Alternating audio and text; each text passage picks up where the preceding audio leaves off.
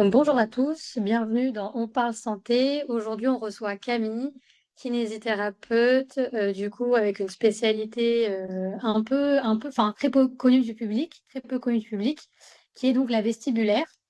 Vous allez nous en parler un peu plus en profondeur. Déjà, bonjour Camille, merci de nous avoir reçus aujourd'hui. Bonjour Agathe, merci à toi de me recevoir. On va parler un peu de votre parcours. Donc, vous êtes aujourd'hui kinésithérapeute. Qu'est-ce que vous avez fait comme études? Comment êtes-vous arrivé là? Pourquoi le choix du coup de la kinésithérapie? Alors, moi, j'ai toujours été attirée par le côté scientifique du côté des études, depuis le lycée, et notamment le corps humain, ça m'a toujours passionnée. Et donc, voilà, ayant papa kinésithérapeute ostéopathe, c'est vrai que j'étais très intéressée par la kiné. Et donc, voilà, je me suis lancée dans les études de kiné et voilà, ça a fonctionné pour moi. J'ai passé le concours de médecine à Toulouse. J'ai été prise à l'école de kiné à Toulouse. Et puis, voilà, donc après les 3 années à l'école de kiné, je ne me suis pas spécialisée tout de suite, hein. J'ai d'abord fait de la kiné, on va dire, classique, dans un premier temps. Et c'est que là, il y a quelques années, on va dire, ça fait 3 4 ans que je me suis réintéressée à la la kiné vestibulaire. J'avais déjà abordé la kiné vestibulaire pendant mes études. En fait, j'ai découvert la kiné vestibulaire pendant mes études lors d'un stage où justement j'étais tombée dans un cabinet qui faisait de la rééducation vestibulaire et donc j'avais trouvé ça passionnant. J'avais fait mon mémoire dessus, justement, mon mémoire de fin d'année. Voilà, et en fait, au début de ma vie active, j'ai pas refait de la kiné vestibulaire tout de suite parce que ça demande du matériel bien spécifique. J'ai pas eu forcément l'occasion de me procurer ça. Donc j'ai fait, on va dire, pendant, je sais pas, c'était quoi? À peu près 7 ans de kiné classique. Et donc là, il y a 3 4 ans, je me suis relancée dans la kiné vestibulaire parce que je suis tombée à nouveau dans un cabinet qui était équipé, qui en faisait un petit peu. Donc là, je me suis formée, j'ai fait une formation supplémentaire donc après le diplôme de kiné pour faire de la kiné vestibulaire. Voilà. Et donc aujourd'hui, du coup, là, dans le cabinet où je suis actuellement, j'ai donc mon propre matériel pour faire de la kiné vestibulaire et donc ça me prend à peu près 50% de ma patientèle. Voilà. Est-ce que vous pouvez nous expliquer un petit peu avec vos mots ce que c'est justement la kiné vestibulaire?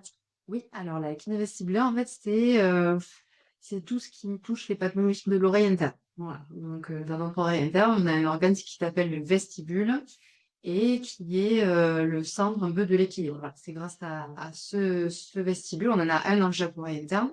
C'est grâce à eux qu'on arrive à s'équilibrer, à tenir debout, à ressentir les mouvements d'accélération, décélération, les mouvements de tête, etc.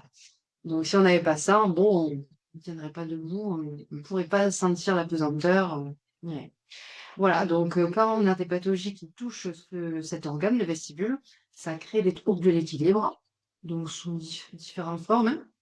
Donc le plus connu, on va dire, des pathologies, c'est les VPPB, donc les vertiges positionnels parocytiques bénins, ou plus communément appelés les cristaux, la pathologie des cristaux de l'oreille. Euh, voilà, ces vertiges positionnels, ils sont traités par des manuels libératoires. Et sinon, à côté de ça, on a d'autres pathologies de l'oreille interne, donc type névrite, donc une inflammation du vestibule, qui sont, eux, traités par des exercices de rééducation. Voilà. Et on parlait donc de matériel, d'outils que vous avez. Est-ce que vous pouvez nous en parler un peu plus? Ouais, tout à fait. Donc, en fait, ces exercices de rééducation, bon, c'est des exercices bien spécifiques et on a besoin de matériel donc, spécifique pour faire cet exercice-là.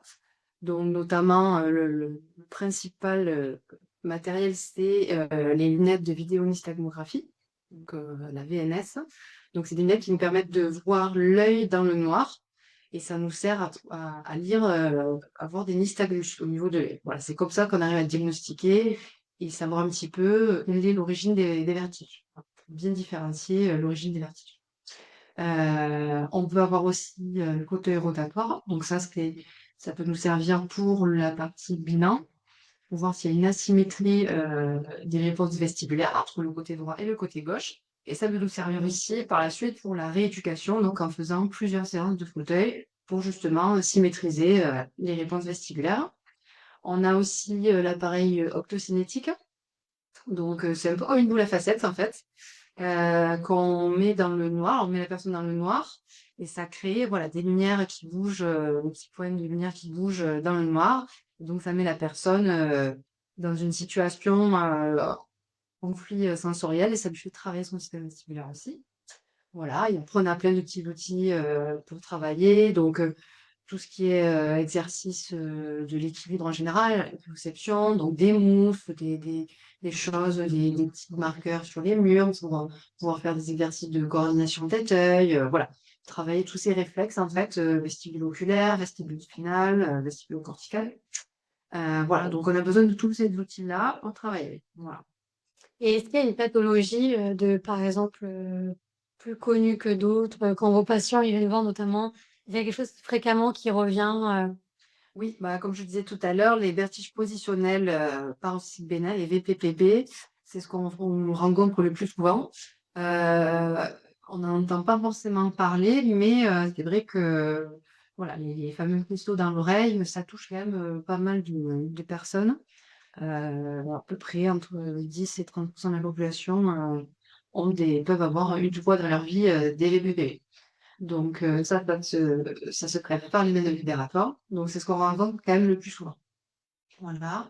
Donc il faut savoir que donc on a les médecins ORL du coup qui savent traiter ces pathologies, ils savent faire ça.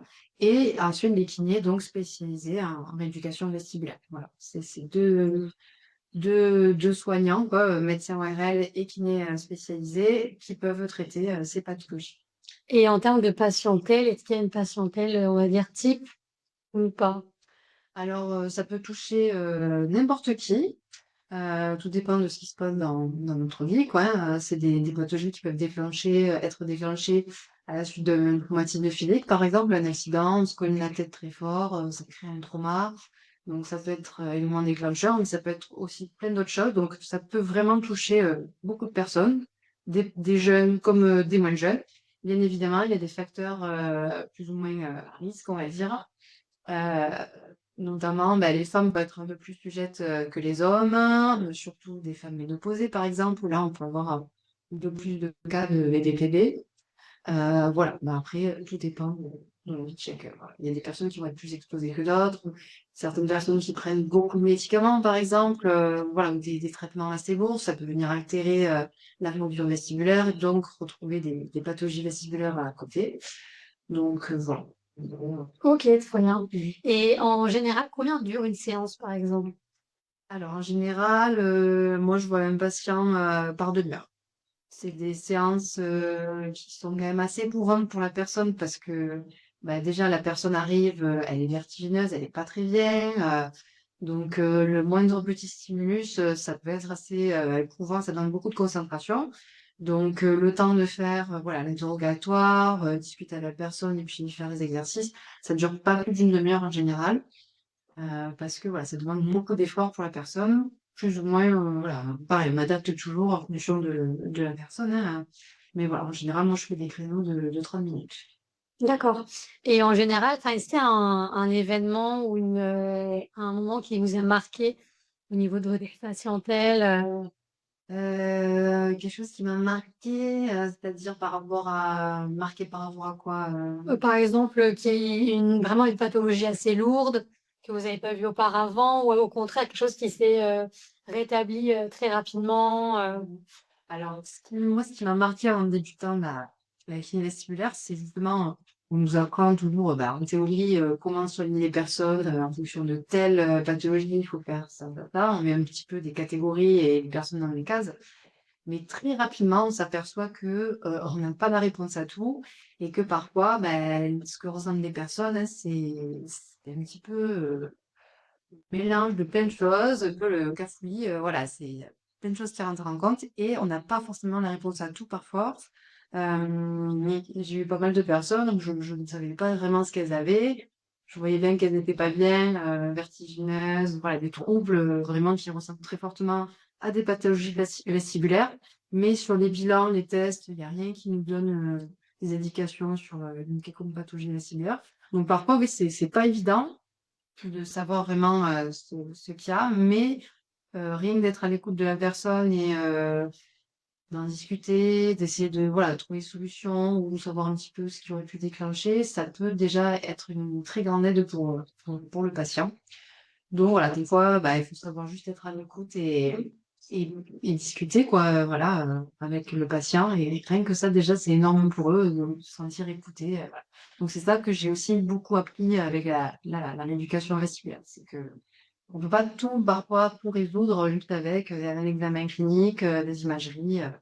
Voilà, il y a aussi la part humaine et L'échange. sociale, voilà, qui joue quand même énormément. Oui. Ok.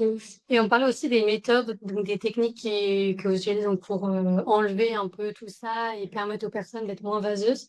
Est-ce que vous pouvez nous parler un peu des techniques qui existent, en tout cas les plus connues? Expliquer un peu comment, voilà, comment vous faites quand vous manipulez, etc., les patients. Bah, après, c'est vraiment, il faut faire au cas par cas parce que chaque patient arrive avec ses symptômes, ses ressentis, même si, voilà, je peux avoir plusieurs vertiges, plusieurs vertiges positionnels, donc qui se traitent de la même manière, mais la personne ne le ressent pas forcément de la même façon. Donc, voilà, donc on adapte en fonction de la personne. Après, voilà, sinon, ce que j'utilise énormément, ben moi, je fais beaucoup d'exercices actifs parce que, en gros, qui se rapproche le plus possible de ce que vit la personne au quotidien. Et des vraiment en situation, par exemple, la personne qui a du mal à conduire, on va essayer de travailler avec l'optocinétique, le flux optique, hein, pour voir défiler le paysage, voilà, la remettre un peu en situation, qu'ensuite elle puisse s'adapter, voilà, puis créer des compensations centrales et pouvoir à nouveau moins subir ces situations-là. Donc beaucoup de travail actif pour que la personne ensuite puisse, dans son quotidien, se sentir mieux, retrouver en fait ces réflexes-là qu'au travail au cabinet et qu'elle puisse le remettre en place dans son quotidien. Ouais. Ok, très bien. Il y avait quelques auditeurs qui nous ont envoyé des questions pour vous, justement. Voilà, donc par exemple, il y avait une question que c'était notamment, est-ce que voilà, le fait de venir voir un praticien, donc spécialisé dans la vestibulaire, est-ce que ça va automatiquement, au bout d'une séance, résoudre le problème, donc d'une personne qui a, par exemple, le mal de mer ou des troubles un peu de l'équilibre? Ouais. Alors, c'est pas en une seule séance en général qu'on résout le problème, à part pour les vertiges positionnels où là, c'est vrai qu'une manœuvre libératoire peut tout évacuer et du coup, guérir la personne. Mais sinon, si c'est pas voilà, dans le cadre des VPPB, pour les autres pathologies lorientales, non, il faut quand même plusieurs séances. Donc pareil, tout dépend de l'atteinte et de la personne. Ça peut être plus ou moins long, quoi. Ça peut être de 4-5 séances à une dizaine, une vingtaine de séances. Parfois même des personnes peuvent avoir des crises, des récidives en fait, un petit peu, voilà, régulièrement. Donc parfois on revoit les gens, un peu toujours à la même date, chaque année. Voilà, tout dépend du trouble. Oui. OK, donc c'est vraiment cas par cas, chaque personne est différente ou Ouais, par exemple, les pathologies ménières, la maladie de Ménière aussi, qui est assez connue et pourtant qui est quand même très rare. Euh, Ça, c'est des crises périodiques, en fait, des crises de vertige où la personne est vraiment très mal pendant plusieurs heures, plusieurs jours. Et quand elle sort de sa crise, là, on peut faire un peu de rééducation vestibulaire pour l'aider à retrouver ses réflexes et son équilibre. Mais ça reste des crises périodiques comme ça, pendant un certain temps. Donc là, voilà, c'est des gens qu'on peut revoir régulièrement ah après les d'accord, crises, quoi. Voilà. OK. Et est-ce que c'est héréditaire, le fait d'avoir des troubles comme ça ou? Alors, on peut avoir toujours des problèmes, enfin, ouais, des pathologies héréditaires, mais pas dans ces, enfin, VPPB, névrite, ça, non, il n'y a pas de facteur héréditaire. D'accord. Après, s'il y a, par exemple, des pathologies vasculaires héréditaires, ben, on va avoir des pathologies vestibulaires d'origine vasculaire, par exemple, voilà. Dans ces cas-là, oui, vraiment, un petit facteur d'hérédité, oui, Et est-ce que vous avez des conseils ou un peu des exercices à faire à la maison pour des personnes qui ont ce genre de Ah. pathologie et qui ne peuvent pas avoir de spécialiste? Ouais, moi j'ai plein d'exercices en général.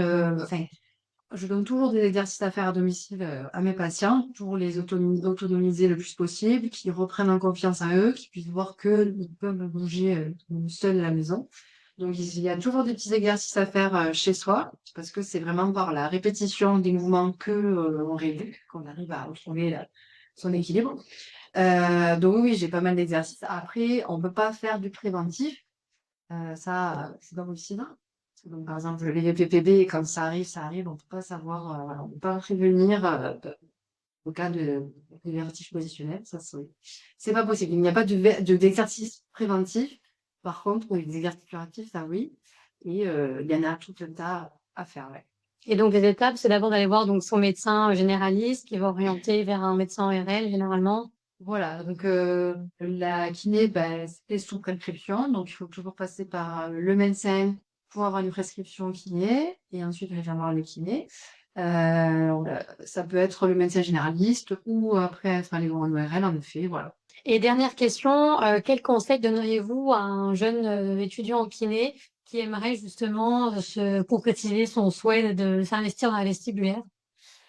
Ah ben que c'est quelque chose de très passionnant, très intéressant, donc oui, ça, c'est vrai que bon, ben, ce sont une info, hein, des kinésithérapeutes, il n'y en a pas encore beaucoup hein, dans le secteur. Donc, c'est vrai que il faut, c'est intéressant de se former là-dedans, en tout cas. C'est une spécialité vraiment passionnante. Le conseil que je peux donner, c'est peut-être d'abord, peut-être pas se précipiter non plus sur une spécialité, découvrir le métier de kiné, vraiment voir un peu de la kiné classique, parce qu'il y a quand même beaucoup de choses qu'on retrouve dans la kiné classique, qu'on se sert dans la kiné vestibulaire, hein, les exercices de proprioception, d'équilibre, tout ça. Ça permet de voir déjà, de faire un peu son expérience et par la suite, pourquoi pas, voilà, se spécialiser, si on a envie et voilà. En tout cas, se former régulièrement, ça, c'est très important. Très bien. Et son diplôme, ouais. OK, bah, super. Merci beaucoup Camille pour votre temps. Merci à toi, Agathe. À bientôt, au revoir. Au revoir. Merci à tous d'avoir écouté On parle santé. On se retrouve très vite pour un prochain épisode.